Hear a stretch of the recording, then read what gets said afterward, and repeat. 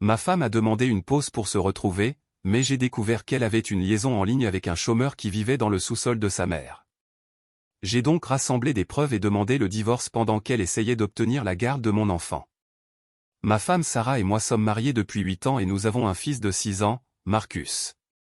J'ai 32 ans, elle 29 ans, et nous vivons dans l'Ohio où je travaille comme administrateur réseau pour une PME et je gagne un salaire décent, environ 75 000 $. Sarah a travaillé à temps partiel dans un cabinet dentaire jusqu'à il y a 2 ans environ, lorsqu'elle a décidé de rester à la maison avec Marcus à temps plein. J'ai soutenu cette décision car les frais de garde d'enfants engloutissaient de toute façon la majeure partie de son salaire, et nous pouvions nous en sortir avec mes revenus. Tout semblait normal jusqu'à ce qu'il y a 6 mois environ, Sarah ait commencé à se comporter différemment. Pas comme une différence radicale où elle est soudainement devenue une personne complètement différente, mais des petits détails qui ont fait toute la différence. Elle était toujours sur son téléphone, ce qui n'était pas inhabituel puisque tout le monde est sur son téléphone, mais elle le retournait à l'envers quand j'entrais dans la pièce ou l'emportait avec elle aux toilettes. Elle a commencé à veiller plus tard, prétendant regarder Netflix ou lire des articles en ligne. Mais dès que je jetais un coup d'œil, elle changeait rapidement d'écran. Elle a aussi commencé à me dire qu'elle avait l'impression de se perdre dans la maternité et le mariage, ce que je comprends, car être parent au foyer est difficile. Je lui ai donc proposé de lui accorder du temps pour ses loisirs, ou peut-être qu'elle pourrait reprendre un travail à temps partiel si elle le souhaitait. Le fait est que je ne suis pas quelqu'un qui tire des conclusions hâtives ou qui devient facilement paranoïaque. J'ai toujours été assez direct face aux problèmes, et je me suis dit que si quelque chose n'allait vraiment pas, nous en parlerions comme des adultes. Mais Sarah n'arrêtait pas de me donner des réponses vagues sur le besoin de temps pour réfléchir et déterminer ce qu'elle voulait dans la vie. Je lui ai suggéré une thérapie de couple, et elle m'a dit que ce serait peut-être plus tard. Elle avait juste besoin de temps pour faire le point sur ses sentiments d'abord. Il y a environ 4 mois, Sarah est venue me voir et m'a dit qu'elle avait besoin d'une pause dans notre mariage. Pas un divorce, juste une pause pour se retrouver et définir ce qu'elle voulait. Elle m'a dit qu'elle se sentait étouffée et qu'elle avait besoin de temps pour se rappeler qui elle était avant de devenir épouse et mère. Elle voulait retourner vivre chez ses parents pendant quelques semaines, peut-être un mois, et emmener Marcus avec elle pour prendre de la distance tout en restant mère. Ses parents habitent à environ 40 minutes, dans une petite ville. Ce n'est donc pas comme si elle demandait à déménager à l'autre bout du pays. Je n'étais pas emballé par cette idée, car une rupture de mariage signifie généralement que quelqu'un a déjà quitté le foyer ou qu'il y a quelqu'un d'autre impliqué. Mais Sarah a insisté sur le fait que c'était juste son besoin d'espace, pas moi ni notre mariage en particulier. Elle m'a dit qu'elle m'aimait toujours, mais qu'elle se sentait perdue et avait besoin de s'éloigner de notre routine pour se changer les idées. Je lui ai dit que je pensais que c'était une mauvaise idée et que nous devrions travailler ensemble, mais elle était catégorique, elle avait besoin de cette pause pour sauver notre mariage à long terme. J'ai donc accepté cette pause, principalement parce que je ne voulais pas être le mari autoritaire qui ne laissait pas sa femme tranquille alors qu'elle était clairement en difficulté. Sarah a fait ses bagages et ceux de Marcus et est retournée chez ses parents. Nous avons convenu qu'elle ramènerait Marcus avec moi le week-end et que nous nous parlerions tous les 2 ou 3 jours pour prendre de ses nouvelles. Ce plan était censé être temporaire, de 4 à 6 semaines maximum. La première semaine a été étrange, la maison semblait vide et Marcus me manquait pour son rituel du coucher et ses activités du week-end. Sarah m'envoyait des nouvelles de Marcus par SMS et des photos, ce qui était agréable, mais nos conversations téléphoniques étaient gênantes et superficielles. Elle me posait des questions sur le travail et je lui demandais des nouvelles de ses parents et de Marcus, mais nous ne parlions pas vraiment de nous, de la pause ou de ce qu'elle découvrait sur elle-même. Dès la 2e semaine, j'ai remarqué que Sarah publiait davantage sur les réseaux sociaux, ce qui était étrange car elle n'avait jamais été une grande fan de Facebook ou d'Instagram. Elle postait des photos d'elle dans des cafés, sur des sentiers de randonnée et lors d'événements locaux, toujours avec des légendes sur ses explorations et ses découvertes. Certaines photos étaient clairement prises par quelqu'un d'autre puisqu'elle y figurait, mais elle n'a jamais mentionné ses sorties entre amis ni qui les prenait. Quand je lui ai posé la question lors d'un de nos appels, elle m'a répondu qu'elle essayait simplement de sortir davantage et de rencontrer de nouvelles personnes. Peut-être se faire des amis, puisqu'elle était isolée à la maison avec Marcus. Vers la 3e semaine, Marcus a commencé à me demander quand il rentrerait et si papa et maman étaient en train de divorcer comme les parents de son ami. Je lui ai dit que maman avait juste besoin de temps pour voir papy et mamie et que nous serions bientôt tous réunis. Mais je commençais à me demander si c'était vrai. Sarah n'arrêtait pas de prolonger les vacances. D'abord en disant qu'elle avait besoin d'une semaine de plus, puis de 2 semaines de plus, puis peut-être jusqu'à la fin du mois. Chaque fois que j'insistais pour un calendrier précis ou que je lui demandais ce qu'elle cherchait exactement, elle se mettait sur la défensive et disait que je la mettais sous pression et que je ne respectais pas son besoin d'espace.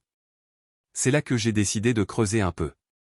Les explications de Sarah étaient trop vagues et son comportement était trop différent de celui de la femme avec qui j'étais marié depuis 8 ans. Je suis plutôt doué en informatique grâce à mon travail. J'ai donc vérifié nos relevés téléphoniques et j'ai constaté qu'elle envoyait des SMS et appelait un numéro bien plus souvent que d'habitude, parfois pendant des heures et souvent tard le soir. Le numéro avait un indicatif régional différent, pas d'ici ni de là où vivent ses parents. J'ai fait une recherche inversée et j'ai découvert qu'il appartenait à un certain Kevin qui vivait à Portland, dans l'Oregon. J'ai trouvé son profil Facebook et j'ai vu qu'il avait 26 ans, qu'il était au chômage. Et que, d'après ses publications, il vivait chez sa mère tout en développant sa carrière musicale et en développant son audience en streaming. Son profil était rempli de plaintes sur la difficulté de la vie et le fait que personne ne comprenait sa vision artistique, ainsi que de nombreux messages virulents sur les femmes et les relations amoureuses qui m'ont fait penser qu'il n'était pas vraiment un bon parti. Mais voilà le hic, Sarah aimait et commentait ses publications depuis environ 7 mois, bien avant de demander une pause. Leur interaction a commencé de manière assez innocente, avec des commentaires sur ses publications musicales et des remerciements de sa part. Mais j'ai vu les choses dégénérer en conversations plus personnelles dans les commentaires, avant qu'ils ne passent évidemment à la messagerie privée et aux appels téléphoniques. J'étais esséuré de réaliser que le besoin de ma femme de se retrouver était en fait lié à la rencontre d'un loser dans l'Oregon qui passait ses journées à jouer à des jeux vidéo et à se plaindre de la vie pendant que sa mère payait ses factures.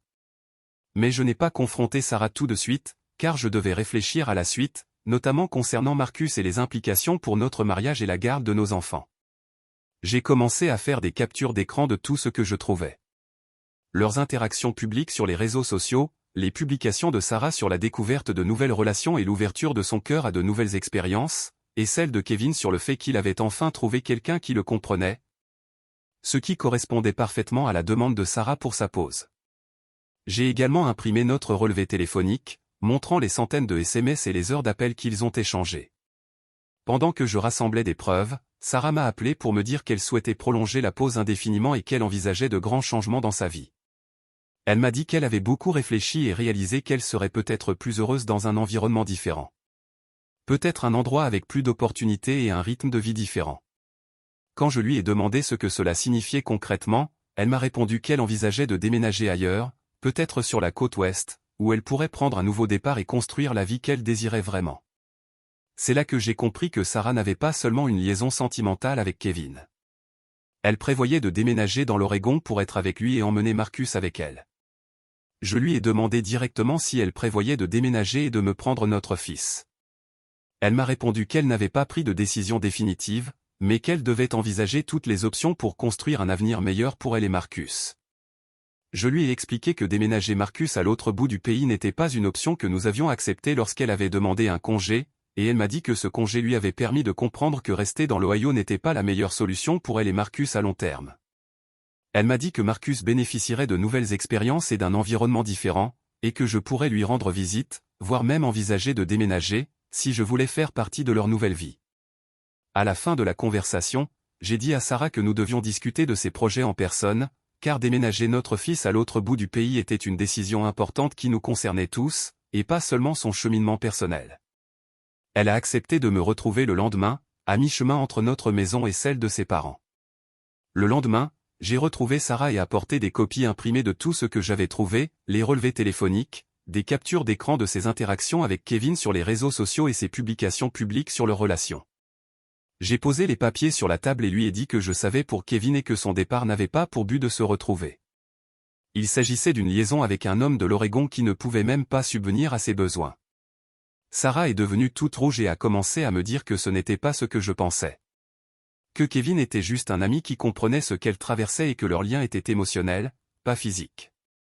Je lui ai dit que ça n'avait pas d'importance, car elle me mentait depuis des mois et prévoyait d'emmener notre fils à l'autre bout du pays pour rejoindre son partenaire, sans même m'en parler au préalable.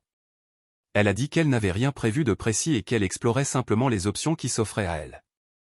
Puis elle a commencé à me parler de son malheur dans notre mariage et de la façon dont Kevin la faisait se sentir vivante et comprise comme je ne l'avais jamais été. Elle a dit que Kevin soutenait ses rêves et l'encourageait à voir plus grand, tandis que je voulais juste qu'elle reste dans la même routine ennuyeuse pour toujours. Je lui ai dit que c'était bien. Elle pouvait réaliser tous ses rêves avec Kevin. Mais elle n'emmenait pas Marcus dans l'Oregon pour jouer à la maison avec un chômeur rencontré en ligne. Sarah a dit que j'étais contrôlante et qu'elle avait autant le droit que moi de décider ce qui était le mieux pour Marcus. Elle a ajouté que Kevin était vraiment doué avec les enfants et qu'il l'avait aidé à réfléchir à la façon d'offrir à Marcus de meilleures opportunités que celles qu'il aurait eues dans l'Ohio. C'est là que j'ai annoncé à Sarah que j'avais déjà consulté un avocat spécialisé en divorce et que je déposerais les papiers avant la fin de la semaine. Je lui ai dit que si elle voulait déménager dans l'Oregon pour être avec Kevin, c'était son choix. Mais Marcus restait avec moi dans l'Ohio, où il avait la stabilité, son école, ses amis et un parent qui ne courait pas après les relations en ligne avec des inconnus. Sarah a complètement pété les plombs et s'est mise à hurler que j'essayais de la contrôler et de l'empêcher d'être heureuse, et que j'utilisais Marcus comme une arme contre elle. Elle a dit qu'elle avait été malheureuse pendant des années et qu'elle avait enfin trouvé quelqu'un qui la valorisait et la soutenait. Et maintenant, j'essayais de détruire tout ça, car je ne supportais pas qu'elle trouve le bonheur en dehors de notre mariage. Je lui ai dit que je ne cherchais rien à détruire. Elle l'avait déjà fait en mentant, en trompant et en prévoyant de bouleverser la vie de notre fils pour un homme qu'elle n'avait jamais rencontré en personne. Elle a admis qu'ils ne s'étaient pas encore rencontrés en personne, mais que cela ne rendait pas leur lien moins réel ni moins significatif. Nous avons échangé des arguments avec elle, insistant sur le fait que déménager dans l'Oregon serait bénéfique pour Marcus et lui offrirait de nouvelles opportunités. Je lui ai fait remarquer qu'elle souhaitait déménager à l'autre bout du pays pour un homme au chômage qui vivait avec sa mère, ce qui n'était pas vraiment synonyme de stabilité ni de meilleure perspective pour notre fils. La conversation s'est terminée lorsque Sarah a dit qu'elle ne se laisserait pas intimider par moi pour qu'elle reste dans un mariage et une vie qui la rendait malheureuse. Je lui ai dit qu'elle était libre de partir, mais que Marcus n'irait nulle part. Elle a rassemblé les papiers que j'avais apportés et m'a dit qu'elle avait besoin de temps pour réfléchir, ce que j'ai trouvé ironique, car elle n'avait fait que réfléchir pendant 4 mois tout en me mentant sur ses véritables pensées. Cet après-midi-là, je suis allé directement chez mon avocat et j'ai demandé le divorce, invoquant l'adultère et demandant la garde principale de Marcus, car Sarah prévoyait de le déménager à l'autre bout du pays pour des raisons étrangères à son intérêt. Mon avocat m'a dit que les preuves que j'avais rassemblées seraient utiles, notamment les documents relatifs à la liaison de Sarah et à son intention déclarée de faire quitter Marcus à sa vie établie dans l'Ohio. J'ai également appelé les parents de Sarah ce soir-là pour les informer de la situation. Ils étaient sous le choc, car Sarah leur avait dit avoir simplement besoin de temps pour réfléchir et n'avait rien dit à propos de Kevin ou de son déménagement dans l'Oregon. Son père était très contrarié que Sarah leur ait menti et utilisé leur maison comme base alors qu'elle prévoyait de déménager à l'autre bout du pays. Sa mère était plus préoccupée par Marcus et s'inquiétait des conséquences que cela pourrait avoir sur lui. Le lendemain, Sarah m'a appelé en criant que je l'avais prise de court en demandant le divorce et en parlant à ses parents. Elle pensait que nous allions nous arranger et que déposer les papiers était une option fatale qui anéantirait toute chance de sauver notre mariage. Je lui ai dit que le bateau avait pris le large lorsqu'elle a commencé sa liaison et qu'elle avait commencé à envisager de faire déménager notre fils à l'autre bout du pays sans m'en parler. Elle a ajouté qu'elle n'avait pas encore pris de décision définitive concernant son déménagement et qu'elle explorait simplement les possibilités. Mais je lui ai fait remarquer qu'elle avait déjà parlé à Kevin de Marcus et de sa place dans leur vie commune en Oregon. Elle ne pouvait pas le nier, car j'avais des captures d'écran de Kevin publiant des messages annonçant son impatience de rencontrer le petit bonhomme et sa volonté de devenir la figure paternelle dont Marcus avait besoin. Les semaines suivantes, les choses ont évolué très vite. Sarah a engagé son propre avocat et a tenté de plaider sa cause en faveur de la garde principale, car elle avait été la principale responsable de Marcus pendant les 2 dernières années, mère au foyer. Mais son avocate n'a pas pu nier que Sarah prévoyait de faire déménager Marcus loin de son école, de ses amis et de sa famille élargie pour vivre avec un homme rencontré en ligne, sans emploi ni logement stable. Le tribunal a ordonné une garde temporaire, Marcus resterait chez moi la semaine et rendrait visite à Sarah le week-end, mais uniquement dans l'Ohio. Sarah n'était pas autorisée à emmener Marcus hors de l'État sans autorisation du tribunal, ce qui a de facto ruiné son projet de déménager en Oregon, du moins à court terme. Sarah était furieuse des restrictions de garde et n'arrêtait pas de me reprocher d'utiliser le système judiciaire pour la contrôler et l'empêcher de se construire une nouvelle vie. Elle m'a dit que Kevin la soutenait et la comprenait, et qu'il envisageait même de déménager dans l'Ohio pour se rapprocher d'elle, ce que j'ai trouvé hilarant, car il n'avait même pas les moyens de se payer un appartement dans l'Oregon, où le coût de la vie était bien inférieur à la plupart des endroits de l'Ohio. Pendant tout ce processus, J'ai dû expliquer à Marcus pourquoi papa et maman ne vivaient plus ensemble et pourquoi il ne pouvait plus aller voir ses grands-parents aussi souvent. J'ai fait simple et adapté à son âge, en lui expliquant que parfois les adultes ont des désaccords sur des points importants et qu'il faut vivre séparément le temps de trouver une solution. Marcus l'a plutôt bien pris, probablement mieux que Sarah et moi, et semblait soulagé de retrouver sa chambre et sa routine habituelle. Environ 6 semaines après ma demande de divorce, Sarah est venue chercher Marcus pour son week-end et m'a dit qu'elle avait beaucoup réfléchi à notre mariage et à la possibilité de trouver une solution. Elle m'a dit que sa relation avec Kevin l'avait aidé à prendre conscience de ce qui manquait à notre mariage, mais que nous pourrions peut-être reconstruire notre lien si nous y mettions tous les deux du sien. Je lui ai dit que je n'avais aucune envie de reconstruire quoi que ce soit avec quelqu'un qui m'avait menti pendant des mois et qui avait essayé de faire déménager notre fils à l'autre bout du pays pour une partenaire infidèle. Elle m'a répondu que leur relation avec Kevin n'était pas vraiment une liaison, puisqu'ils n'avaient jamais eu de relation sexuelle et qu'elle avait mis fin à leur relation lorsqu'elle avait réalisé que cela compliquait sa capacité à coparenter efficacement avec moi. Je lui ai demandé si elle avait mis fin à leur relation parce qu'elle avait compris que c'était mal ou parce que les restrictions de garde l'empêchaient de déménager dans l'Oregon, et elle n'a pas su me répondre clairement. Elle a esquivé la question et a répété que ses priorités avaient changé maintenant qu'elle comprenait la gravité de la situation juridique. C'est là que j'ai compris que Sarah n'avait pas vraiment mis fin à leur relation avec Kevin parce qu'elle avait réalisé qu'elle avait fait une erreur. Elle avait simplement mis leur relation en suspens parce que je l'avais empêchée de poursuivre son projet initial.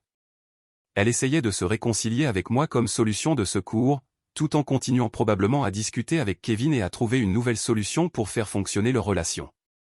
J'ai dit à Sarah que je ne voulais pas être son plan B pendant qu'elle cherchait un moyen de la faire travailler équitablement dans le cadre de notre accord de garde. Elle a dit que j'étais injuste et que je ne la reconnaissais pas pour ses efforts visant à améliorer notre mariage. Mais je lui ai fait remarquer qu'elle n'avait commencé à s'intéresser à la question qu'après que son projet de déménager avec Marcus eût été bloqué par le tribunal. La procédure de divorce a pris encore quelques mois. L'avocat de Sarah a tenté différentes démarches pour obtenir une prolongation de la garde ou l'autorisation de déménager avec Marcus, mais aucune n'a fonctionné, car elle ne pouvait pas démontrer que déménager dans l'Oregon serait bénéfique pour Marcus de manière concrète. Le fait qu'elle souhaitait déménager pour rejoindre un chômeur rencontré en ligne n'a pas arrangé son dossier. Finalement, j'ai obtenu la garde physique principale de Marcus, Sarah le gardant un week-end sur 2 et des jours fériés en alternance. Elle doit aussi verser une petite pension alimentaire, car je prends en charge la plupart des dépenses de Marcus et elle est censée trouver un emploi maintenant qu'elle ne reste plus à la maison à temps plein. Le tribunal a également ordonné qu'aucun de nous ne puisse déménager à plus de 100 mètres de notre domicile actuel sans autorisation et sans une audience de modification de la garde. Sarah a emménagé dans un petit appartement à environ 20 minutes de chez nous et a trouvé un emploi dans un autre cabinet dentaire. Elle semble avoir accepté que ses projets dans l'Oregon ne se concrétisent pas, du moins pas de sitôt, mais je soupçonne qu'elle est toujours en contact avec Kevin d'une manière ou d'une autre.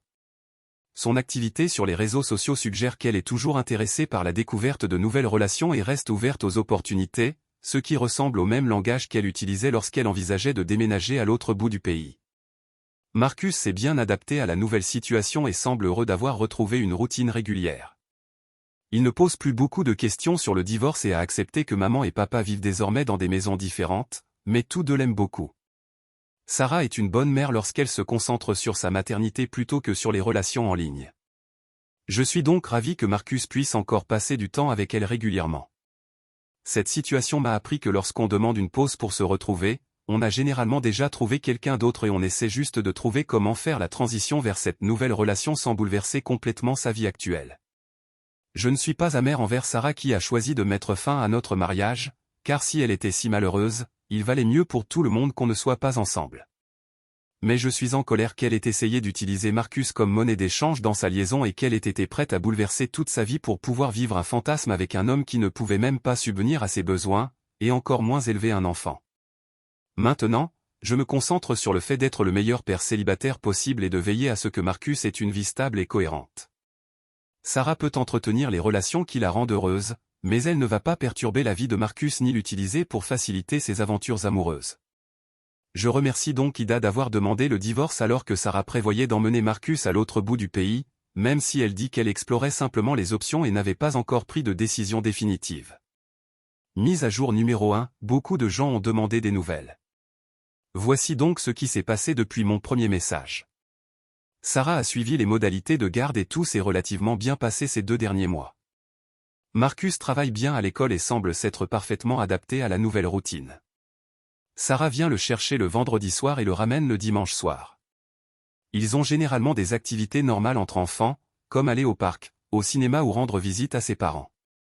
Mais la semaine dernière, un événement s'est produit qui a confirmé mes soupçons quant à son maintien en contact avec Kevin. Marcus est rentré d'un week-end avec Sarah et a mentionné que Kevin, l'ami de maman, avait fait des appels vidéo avec eux. Quand j'ai interrogé Marcus à ce sujet, il m'a dit que Kevin lui avait parlé plusieurs fois et lui avait posé des questions sur l'école et ses loisirs. J'ai immédiatement appelé Sarah pour lui demander si Kevin avait parlé à notre fils pendant sa garde. Elle a essayé de minimiser l'importance de la situation et a dit que Kevin était juste amical et que ce n'était pas grave puisqu'ils étaient juste en visioconférence. Je lui ai dit que je ne voulais pas qu'un inconnu de l'Oregon parle à Marcus, surtout pas à l'homme avec qui elle avait une liaison. Sarah s'est mise sur la défensive et a dit que Kevin n'était plus un inconnu puisqu'ils se parlaient depuis presque 1 an et qu'il souhaitait sincèrement faire partie de sa vie, ce qui incluait de faire la connaissance de Marcus. Elle a ajouté que Kevin posait des questions sur Marcus depuis des mois et qu'elle pensait que ce serait sympa qu'ils se rencontrent, ne serait-ce que par visioconférence. J'ai expliqué à Sarah que la rencontre entre Kevin et Marcus ne relevait pas de sa décision unilatérale, d'autant plus que notre ordonnance de garde stipulait qu'aucun de nous ne pouvait présenter Marcus à des partenaires amoureux sans en discuter au préalable. Elle a ajouté que Kevin n'était pas techniquement un partenaire amoureux puisqu'ils ne s'étaient jamais rencontrés en personne et que leur relation était compliquée par la distance et la situation juridique. C'est là que j'ai compris que Sarah comptait toujours arranger les choses avec Kevin. Même si elle ne pouvait plus déménager en Oregon, elle avait probablement parlé à Kevin des restrictions de garde, et ils cherchaient d'autres moyens de construire leur relation, notamment en associant Kevin à Marcus pour voir comment ils s'entendraient. J'ai dit à Sarah que tout contact futur entre Kevin et Marcus devait cesser immédiatement, et que si je découvrais qu'elle continuait à faciliter les conversations entre eux, je retournerais au tribunal pour modifier les modalités de garde. Elle a dit que j'étais autoritaire et que j'essayais de lui dicter à qui elle pouvait parler et qui Marcus pouvait rencontrer. Mais je lui ai fait remarquer que protéger Marcus du partenaire infidèle de mon ex-femme n'était pas être autoritaire, mais plutôt être un parent responsable. Sarah a accepté d'arrêter les appels vidéo, mais a dit qu'elle trouvait ma réaction excessive et que Kevin avait en réalité une influence positive sur Marcus, qui pourrait potentiellement être bénéfique si leur relation évoluait davantage. Je lui ai dit que cela n'arriverait pas et qu'elle devait accepter que sa liaison avec Kevin ne se transformerait pas en une situation de famille recomposée impliquant notre fils. La conversation s'est terminée par Sarah disant qu'elle comprenait mes inquiétudes, mais que je trouvais injuste envers Kevin, qui n'avait été que bienveillant tout au long de cette situation. Je lui ai dit que le soutien de Kevin dans sa liaison et son projet de déménager Marcus à l'autre bout du pays ne faisait pas de lui quelqu'un de bien.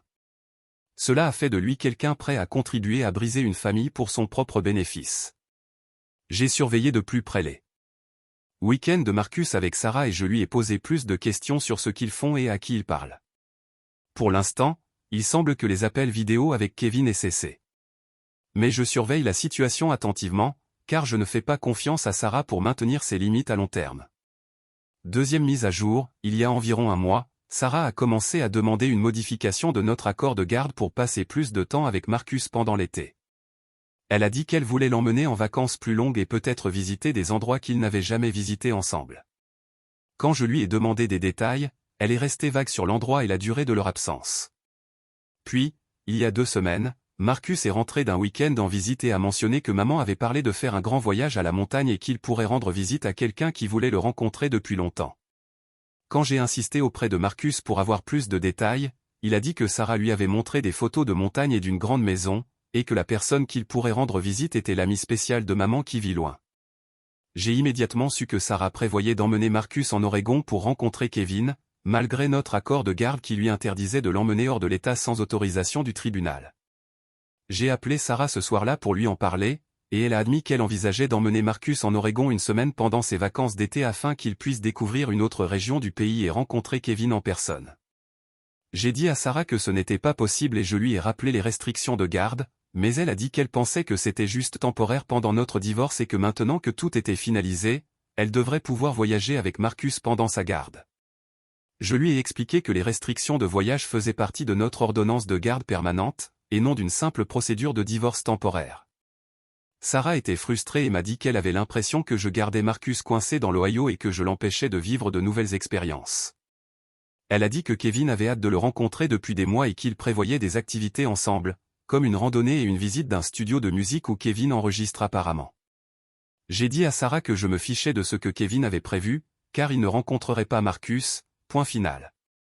Elle a dit que j'étais déraisonnable et que Marcus méritait de connaître les personnes importantes dans sa vie, surtout quelqu'un qui pourrait faire partie intégrante de leur avenir. C'est alors que Sarah a admis qu'elle et Kevin avaient envisagé de le voir déménager dans l'Ohio plutôt que dans l'Oregon.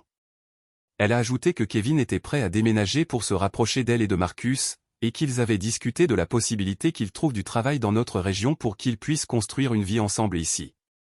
J'ai demandé à Sarah si elle pensait sérieusement que Kevin allait déménager de l'Oregon vers l'Ohio, sachant qu'il ne trouvait même pas de travail dans sa propre ville et qu'il vivait chez sa mère. Elle a dit que Kevin était motivé à changer de vie maintenant qu'il avait un objectif concret à atteindre et qu'avoir Sarah et Marcus dans sa vie lui donnerait la stabilité et le but dont il avait besoin pour réussir. Cette conversation m'a fait comprendre que Sarah n'avait pas du tout abandonné sa relation avec Kevin. Ils ont juste changé de stratégie, passant de son déménagement dans l'Oregon à son déménagement dans l'Ohio. Elle prévoyait probablement encore de les présenter pendant le voyage d'été, mais maintenant, on dirait que Kevin envisageait de s'installer dans l'Ohio plutôt que de voir Sarah et Marcus lui rendre visite dans l'Oregon. J'ai dit à Sarah que Kevin ne déménagerait pas dans l'Ohio et que Marcus ne le rencontrerait pas, que ce soit ici, dans l'Oregon ou ailleurs. Elle a ajouté que je ne pouvais pas contrôler ses fréquentations ni les personnes à qui elle présenterait Marcus pour toujours, et qu'un jour, Kevin ferait partie de leur vie, que cela me plaise ou non. J'ai conclu la conversation en disant à Sarah que si elle emmenait Marcus hors de l'État sans autorisation du tribunal, je la ferais arrêter pour interférence avec la garde de son fils et demanderais la révocation de son droit de garde. Elle a dit que je la menaçais et que j'étais vindicatif. Mais je lui ai dit que je protégeais notre fils de son manque de jugement persistant concernant cette liaison. Le lendemain, j'ai appelé mon avocat et lui ai parlé du projet de Sarah d'emmener Marcus dans l'Oregon et de sa relation avec Kevin. Il a déclaré que nous pouvions déposer une demande de modification de la garde afin de rendre les restrictions de voyage encore plus explicites et éventuellement de réduire la durée de la garde de Sarah si elle persistait à enfreindre l'ordonnance existante. Nous avons déposé une requête demandant au tribunal de clarifier que Sarah ne pouvait en aucun cas emmener Marcus hors de l'État sans autorisation écrite du tribunal et demandant qu'elle soit déclarée coupable d'outrage au tribunal si elle continuait à planifier un voyage non autorisé avec lui. Nous avons également demandé que Sarah soit tenue de fournir des itinéraires détaillés pour tout voyage de plus de 2 jours avec Marcus, même dans l'Ohio. L'avocat de Sarah a déposé une réponse arguant que l'ordonnance de garde initiale était trop restrictive et que Sarah devrait être autorisée à voyager avec Marcus pendant sa garde, à condition de fournir un préavis raisonnable. Ils ont affirmé qu'empêcher Sarah d'emmener Marcus en vacances était préjudiciable à leur relation et au développement de Marcus.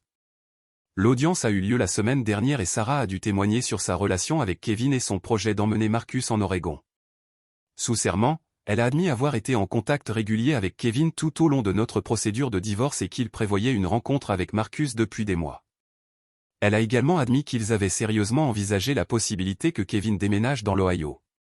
Le juge n'a pas été impressionné par l'honnêteté ni le jugement de Sarah. Il a souligné qu'elle avait menti au sujet de la rupture de sa relation avec Kevin et qu'elle prévoyait de violer l'ordonnance de garde en emmenant Marcus hors de l'État sans autorisation. Il a également noté que présenter Marcus à sa partenaire infidèle n'était pas dans l'intérêt de Marcus et témoignait d'un manque de jugement parental. Le juge a modifié notre ordonnance de garde pour préciser clairement que Sarah ne pouvait pas emmener Marcus hors de l'Ohio sans l'autorisation écrite préalable du tribunal et que toute violation entraînerait la suspension immédiate de ses droits de garde. Il a également ordonné que Sarah ne puisse présenter Marcus à aucun partenaire amoureux sans m'en informer au tribunal et que ces présentations doivent être progressives et dans l'intérêt de Marcus. Sarah était furieuse des nouvelles restrictions et a déclaré que le juge la traitait comme une criminelle au lieu d'une mère essayant de reconstruire sa vie. À la sortie du tribunal, elle m'a dit que ce n'était pas terminé et qu'elle trouverait un moyen de construire une relation entre Kevin et Marcus qui ne violerait pas l'ordonnance du tribunal. J'ai dit à Sarah qu'elle devait accepter que Kevin n'allait pas faire partie de la vie de Marcus et que continuer à poursuivre cela ne ferait que la perdre plus de temps. Elle a dit que Kevin n'allait nulle part et que je devrais m'habituer à l'idée qu'il allait faire partie de sa vie en permanence. Depuis l'audience, Sarah suit l'ordonnance de garde modifiée, mais je peux dire qu'elle n'est pas satisfaite.